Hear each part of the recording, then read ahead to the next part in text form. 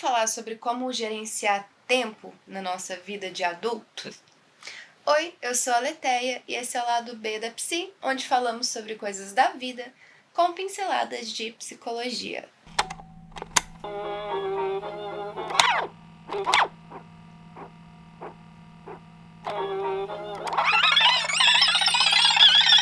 Esses dias eu me deparei com uma notícia que eu já havia lido, mas na primeira vez não me impactou tanto.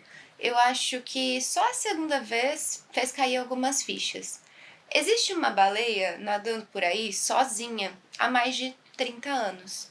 Ela chama pelas suas semelhantes, só que ela não é ouvida, porque o seu canto é uma frequência muito diferente do que as outras baleias escutam. E por isso mesmo ela não é ouvida e é meio que rejeitada. Ninguém escuta ela. E há anos ela chama e espera por uma resposta que não vem em um oceano inteiro. Na minha percepção, talvez essa baleia seja um dos animais mais solitários do mundo. Porque, diferente de outros animais, que por sua própria natureza vivem sozinhos, ela não. Ela chama pelas semelhantes dela. Há mais de 30 anos, ela tenta se vincular com outras. Não foi uma escolha dela estar só. Simplesmente foi imposto. E eu não acho que essa baleia seja tão distante assim de nós, seres humanos, que nunca estivemos tão conectados a muitas pessoas e sem vínculos afetivos reais. É fato que as pessoas nunca se sentiram tão sós. Temas como solidão e dificuldade de fazer e manter a amizade na vida adulta têm se tornado cada dia mais comum na clínica e em pesquisas na internet por aí. Inclusive, um dos episódios mais ouvidos do podcast se chama Amizades na Vida Adulta. E isso, com certeza, diz muito sobre o rumo que a coisa vai tomando, né?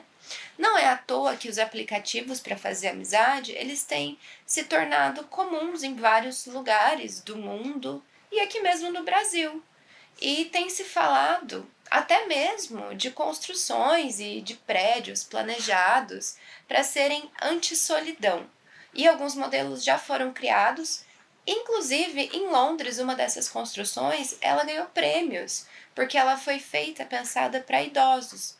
O diferencial é que, além das áreas comuns normais, os corredores, tem banco para sentar, para conversar, tem cozinha comunitária, tem espaços pensados para aulas e interação com os moradores e até funcionários para averiguar coisas relacionadas à saúde dos idosos que vão morar nesse lugar.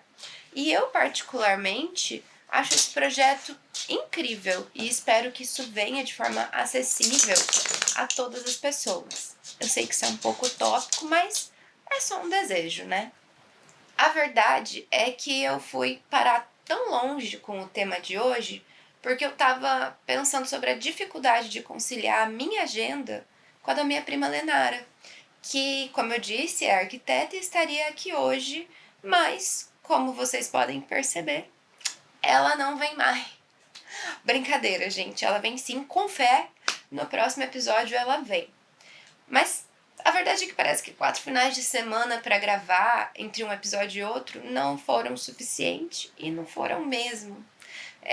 Porque além de ter alguns finais de semana que eu trabalho, seja dando aula na pós, ou fazendo as aulas, ou me preocupando com outras partes do meu trabalho, eu ainda tenho que conciliar com a minha vida pessoal. E ela também precisa conciliar os finais de semana dela com trabalho e viver. E mês de julho, minha agenda tem vários aniversários de pessoas queridas, como o do meu pai e o meu próprio, né? Então, mês de julho é um evento muito complicado na minha vida. Mas assim, eu amo, porque festa junina e todas as coisas, definitivamente o melhor mês do ano, gente. O único problema de julho pra mim é o frio. Esse eu odeio, quem me conhece sabe, eu só reclamo. Mas voltando aqui, que eu divaguei um pouquinho, mesmo morando na mesma cidade que a minha prima, ainda não foi possível. Só que a nossa defesa faz pouquíssimo tempo que ela se mudou para onde eu moro, não tem nem 2 meses. Então, somem a conta do desencaixe de agenda, mês de julho caótico, ela também estava lidando com uma mudança de casa, né? Então acho que dá para vocês me desculparem por ter furado com vocês, mas em breve ela vem, eu juro. E também vai vir outra psicóloga maravilhosa, mas essa eu vou contar só mais tarde, porque, né? Pra não deixar tanto espaço aqui. Voltando. O que me fez pensar muito sobre o tema desse episódio, na verdade, foi quão atribulada tem sido a nossa rotina e parece que cada vez piora, não é como se tivesse uma luz no fim do túnel que vai melhorar. E como se isso, sabe, como se o tempo fosse ficando cada vez mais escasso, até para as pessoas que a gente ama e conhece. Imagina então para fazer novas amizades. Onde falta tempo, muitas vezes sobra espaço pra caramba pra solidão. Como no caso da nossa baleia, né? Mas, para além, muitas vezes a falta de tempo, até para nós mesmas, porque a gente acaba priorizando cuidar da casa, da família e por aí vai, quando viu, você tá há meses sem fazer uma hidratação nesse cabelo, né, minha filha? Então, aqui cabe uma pontuação. Existe uma diferença entre isolamento social e solidão. Isolamento é, em alguma medida, uma ação. Algo meio palpável, entre aspas. Por exemplo, muitas pessoas escolhem se isolar, se afastar de outras pessoas quando estão tristes, enquanto na verdade um pedido de ajuda seria fundamental. E não, a gente não sabe resolver tudo sozinho na nossa própria cabeça. Isso é uma ilusão, nossa cabeça não vai conseguir organizar isso, ela vai criar um monstro maior ainda. Aliás, você já parou para pensar que o pior castigo de quem já está preso é a solitária? Então, a sua cabeça ela pode te torturar muito. Já o sentimento de solidão é outra coisa. É a dor de sentir falta de alguma coisa entre a conexão que você deseja e o que de fato você tem. Entre o real e o ideal. De novo por aqui, né? E é exatamente por isso que dá para estar cercada de gente com o celular cheio de mensagem e mesmo assim se sentir absurdamente só. Aliás, esse sentimento de solidão pode até acontecer em meio a uma festa com muitas pessoas. E também é algo que precisa ser olhado com cuidado se acontece de forma frequente. E pedir ajuda. Porque esse sentimento vem sendo relatado cada vez mais na clínica e em outros lugares. E lembra da baleia do começo? Para mim, ela sente ambas as coisas, isolamento e solidão, o que torna a história dela absurdamente triste. Na psicologia, o vínculo é parte fundamental do processo de individuação. A gente já falou desse conceito por aqui em outros vídeos anteriores, lembra? E aqui mora o ponto. Esse processo não acontece isolado, num quarto silencioso, numa jornada só sua contra o mundo. Ele precisa do outro. Precisa do encontro, do atrito. Inclusive, é justamente quando alguém discorda de mim, me confronta ou simplesmente não me entende, me frustra, que eu sou obrigada a olhar para mim, tentar me explicar melhor, revisitar o que eu penso e até repensar a minha própria postura. É tipo aquele exemplo que eu já usei do coelho branco. Sozinha, dentro da minha própria cabeça, eu só vejo coelhos brancos que eu já conheço. É o outro que vai poder me apresentar o coelho cinza que eu não conhecia e que eu nunca imaginaria que existisse se o outro não tivesse me apresentado. É no espelho do outro que a gente vai reconhecer pedaço por pedaço de quem a gente é, inclusive os pedaços que a gente preferia que não existisse.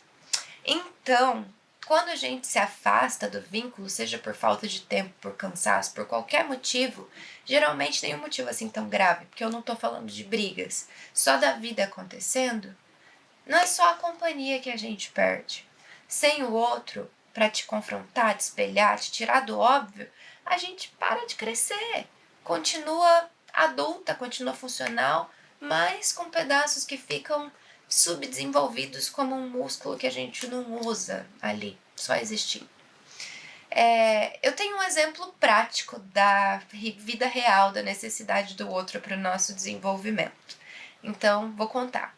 Bem, a Caipora, que estava aqui no começo, minha cachorra e terapeuta, conhecida de vocês nas redes sociais. Eu vou usar a história dela. Eu adotei ela adulta e ela veio de maus tratos graves. E essa cachorra tinha um medo absurdo de tudo e de todos, ela ainda tem. Mas tanto que alguém além de mim para passar a mão nela demorou 6 meses e muito petisco. E ela não deixava. E com muito treino e muita paciência, minha e dela, a gente conseguiu muitas coisas. Mas ela nunca foi aquela cachorra dada que chega alguém, o cachorro vai, recebe, vira de barriga para cima, brinca. Não, ela não era assim. Ela precisava de tempo para confiar nas pessoas e eu achava que isso seria o máximo que a gente conseguiria. E honestamente, eu tava muito satisfeita, ela já tinha melhorado muito, assim, tava ótimo. Até que chegou a Cuca, a queridinha de vocês, que no começo eu só peguei da rua e trouxe pra casa sem pensar muito, era pra ter sido aquela coisa de lar temporário, colocar pra adoção, história que vocês já sabem como termina, né?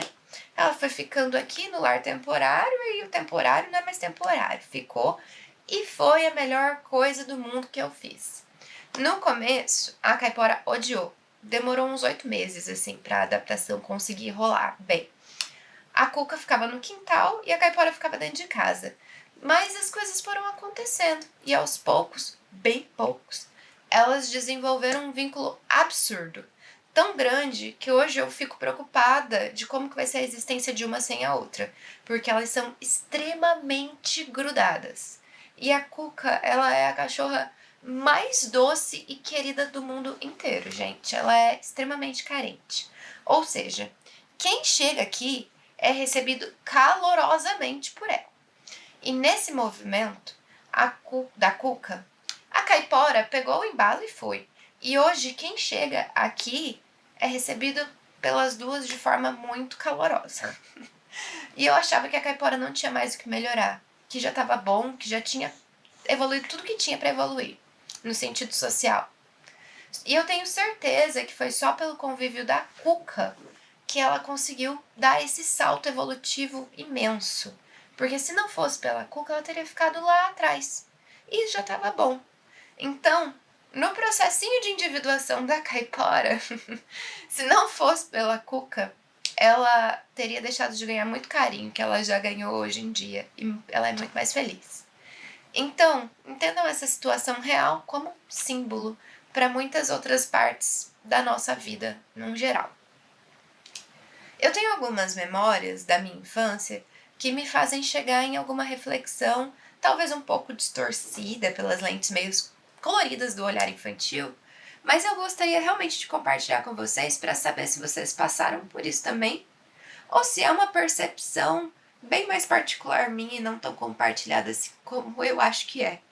Mas quando eu era criança, eu aguardava ansiosamente pelos finais de semana, porque eram dias de passeio apenas, e isso era incrível. Sábado e domingo era dia de visitar parente, amigo dos meus pais e principalmente ir pro sítio. Meu Deus, eu amava ir pro sítio. E eu cresci numa cidade muito pequena de interior, então as pessoas morando na roça era algo bem comum. E basicamente era isso, ninguém avisava nada. A gente só subia no carro e ia. Chegando lá, a gente descobria se tinha alguém em casa ou se as pessoas já iam sair de casa, e se esse fosse o caso, a gente não tinha problema. Pegava o carro e ia para outra casa. Tava tudo certo. Isso era absolutamente comum. Não sei, talvez por ser interior. Eu nunca vi meus pais pegando o telefone de fio, de discar, porque nem celular tinha direito, e marcando algo com alguém como fazemos hoje em dia. A comunicação daquele tempo era bem mais difícil. E nessa saga, às vezes a gente ia em 2, 3 casas no mesmo dia. Isso não era uma prática só dos meus pais, não. Que fique claro que era algo realmente comum, pelo menos onde eu cresci. E aliás, às vezes a gente chegava em casa e tinha um galinho de árvore quebrado colocado no portão, e isso era sinal de que alguém tinha ido ali.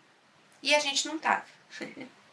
Hoje, eu não imagino um cenário possível aonde eu faça isso.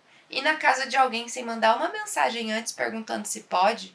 Na verdade, sem combinar previamente muitos dias, quiçá semanas de antecedência. É inviável. E eu também não gostaria que fizessem isso comigo, de aparecer aqui do nada para passar uma tarde sem combinar previamente. Dito tudo isso, o ponto que eu quero chegar é: eu não vi meus pais trabalhando durante o final de semana. Eles, ambos CLTs, sempre da classe trabalhadora, mas no final de semana era realmente livre. Era como se fosse para ser feito o que quisesse. Não era trabalho. E hoje eu tô aqui há 2 meses tentando encaixar um sábado para gravar um episódio com outra pessoa, que aliás eu amo e que com certeza vai ser um tempo muito gostoso de passar. Eu não sei se na família de vocês essa lembrança é assim também, como se os finais de semana fossem tranquilos e disponíveis, e não apenas uma extensão da rotina do que a gente vive hoje, como é para todas as pessoas, cozinhar, ir no mercado, arrumar casa e assim vai. Alguns pensadores, eles falam sobre isso. A tecnologia, ela deveria ter dado mais tempo pra gente. Lavadora de louça, de roupa, robô aspirador, carro, celular, compra que chega em um dia, até de drone. Mas o que a gente sente na prática tem se mostrado o oposto. Cada vez menos tempo disponível. A aceleração social é uma ideia de que a sociedade moderna só se sustenta acelerando cada vez mais. E a gente vai junto, sem sequer perceber conscientemente, só sentindo caos. Né? Às vezes botando no 2.0 para ouvir os áudios. E aí sem entender nada. Aliás, abre parênteses, vocês viram que o Drauzio Varela falou que não pode ouvir áudio em velocidade acelerada, né? Porque isso faz com que a gente não consiga prestar atenção de verdade. E ele tá certo, parem de fazer isso que vocês vão ver como faz diferença. Mas voltando aqui. No livro Sociedade do Cansaço, maravilhoso, leiam, Han fala sobre a gente ser explorado não mais só pelo nosso chefe, pelo sistema, mas também e principalmente por nós mesmos. A gente saiu de uma sociedade disciplinar, da regra sendo imposta de fora, e entramos numa sociedade de desempenho, aonde ninguém mais precisa te vigiar porque você aprendeu a fazer isso sozinha. E isso na clínica é uma das pautas mais comuns. A gente se vigia por parâmetros da vida do outro expostos em frames de redes sociais e, claro, a nossa vida nunca é o suficiente porque a do outro sempre é mais produtiva. E a pior parte é que o nosso modelo de vida nos convence de que essa autoexploração é liberdade, que se cansar é sinal de que você está se dedicando, parabéns. E descansar é preguiça, não é uma necessidade. E isso é muito mais efetivo, porque quando o algoz é você mesma, não tem greve, não tem reclamação no RH, não tem para quem recorrer. Explorador e explorado sendo as mesmas pessoas é o ótimo suprassumo disso. E o efeito colateral disso tudo é um aumento de burnout, de ansiedade, depressão, de esgotamento sem saber o motivo exato, de infelicidade na vida. Ou até você sabe o motivo pelo qual você está esgotado, mas o que vai fazer? Não tem o que fazer. É assim a vida. E no final, é o tempo que vai embora. No fim, gente, eu não sei dizer como a gente reorganiza uma vida inteira na sociedade atual para caber mais tempo dentro dela, se é que isso é possível. E se eu soubesse como fazer, acho que o episódio com a Lenara já tinha acontecido, né? Mas eu penso que parar de tratar o vínculo afetivo como uma última coisa na nossa lista de prioridade, aquele que a gente vai empurrando só quando tem um tempo sobrando, seja um bom caminho. Porque como a gente viu aqui, tempo não sobra. Ele precisa ser feito sobrar, mesmo que implique deixar outras coisas para depois. Um beijo e até o próximo episódio. Eu espero que com a Lenara e, por favor, curta, compartilha e tudo mais que precisa.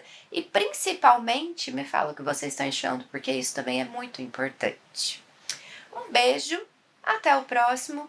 E para quem ficou até o final, o spoiler da outra convidada que não é Lenara é a Gil. A Gil, minha amiga psicóloga maravilhosa, prof da pós também, que em breve vai vir para ser feito um sincerão de psicologia aqui. Então, aguardem.